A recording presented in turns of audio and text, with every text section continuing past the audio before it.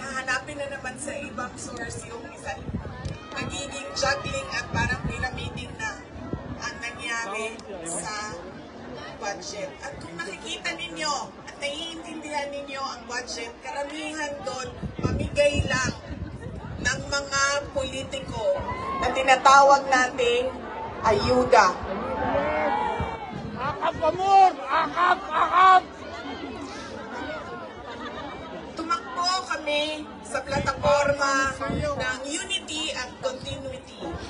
Continuity, kasali na doon ang big ticket projects o mga build projects ni Pangulong Duterte. Pero wala kayong nakikita ngayon na development projects. Dahil lahat yun ay nakatago sa mga proyekto na pamigay o nandoon lang sa bulsa ng kontraktor at ng politiko na gumawa kuno ng project.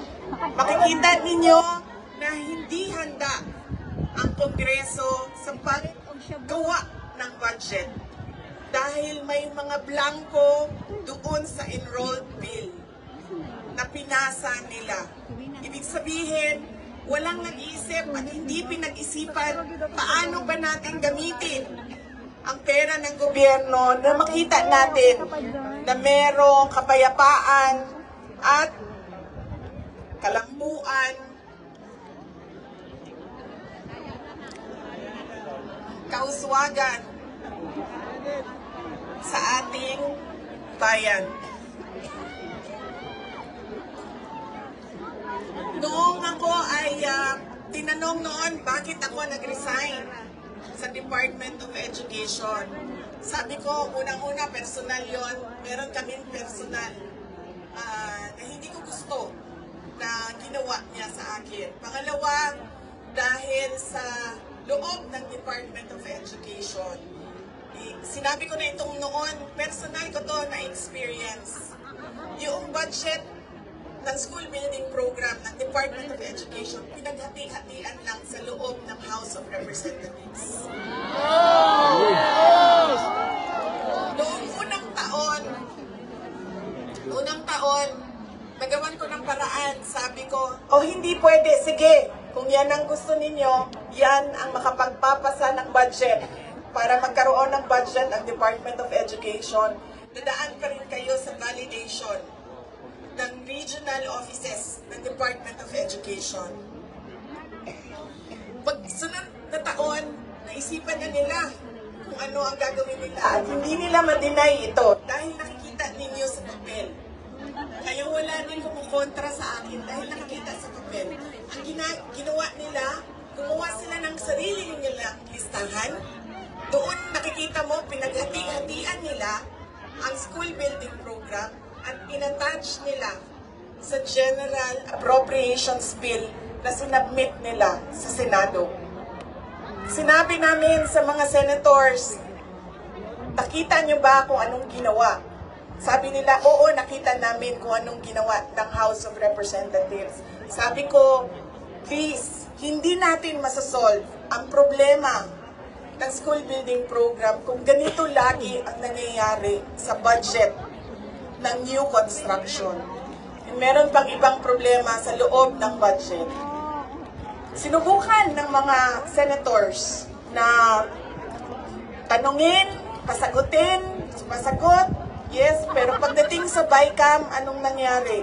Wala namang wala namang totoong BICAM kung saan pinag-uusapan ang paggamit ng pera. Ang desisyon lang na nandun ay kay Zaldico, ng panahon ko, kay Zaldico at kay Martin Romualdez. Ang diretsong pinapapirma sa malamang tao na hindi nagbasa o hindi binasa ang buong budget. Kaya walang nakakita o hindi nila nakita dahil hindi naman binasa na may blanco doon at pwedeng lagyan ng kahit anong amount yung mga blanco sa budget.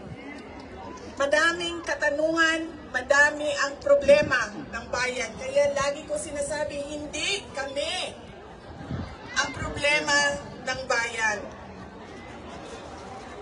Ang problema ng bayan ay ang governance mismo ng Pilipinas. Yan ang problema ng bayan. At dahil may problema sa gobyerno, ay tuloy-tuloy ang kahirapan doon sa ating bayan. Nakikita nyo yan dahil dumadami ang nakikipagsapalaran sa ibang bansa. Dahil sa kawalan ng oportunidad doon sa ating bayan.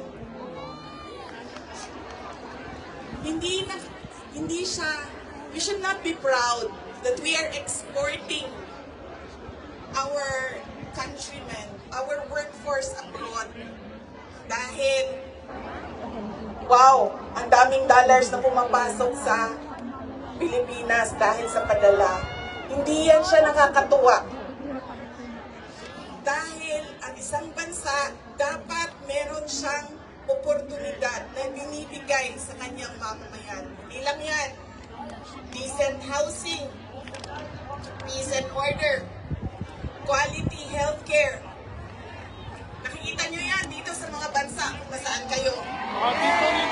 Kaya kayo nandito dahil hindi nyo yan nakikita doon. And apparently, tayo lang yung nakakakita, yung nakaupo doon, hindi nila nakikita.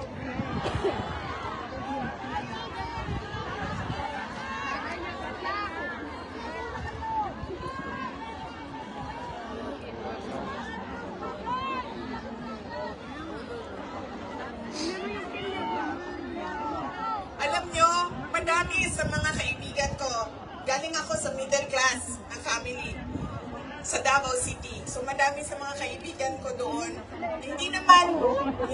Meron naman silang mga negosyo, meron naman silang pinagkakakitaan, may mga trabaho. Pero ilan na rin ang nagsabi sa akin, mga professionals ito, ilan na rin ang nagsabi sa akin, wala na rin talaga kaming nakikita, parang gusto na namin lumipat na lang sa ibang bansa para sa mga anak namin.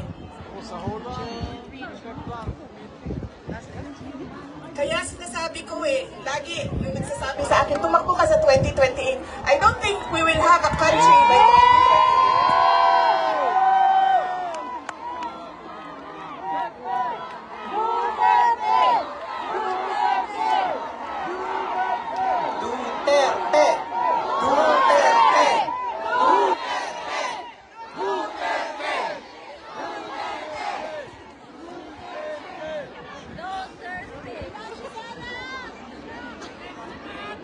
Kaya dapat natin i-exact ang responsibility dyan sa gobyerno na ibigay nila kung ano yung karapat-dapat para sa ating bayan.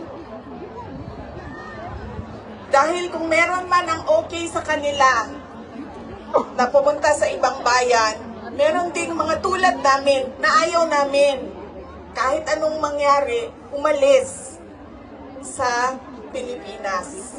Dahil gusto namin doon magpamilya, doon palakihin ang aming mga anak. Kaya dapat meron tayong nakikita kung ano yung dapat para sa isang bayan. At alam nyo yon kasi nakikita nyo yan. Kasi nakaikot na kayo sa iba't ibang bansa.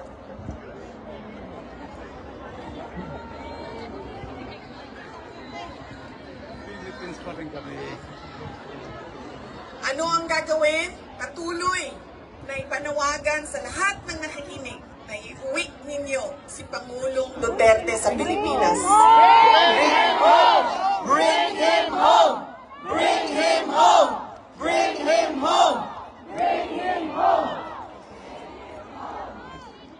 At pangalawa, patuloy natin na hiniin sa gobyerno, sa administrasyon na ibigay ninyo ang serbisyo at kaunlaran na karapat para sa mga Pilipino at para sa Pilipinas.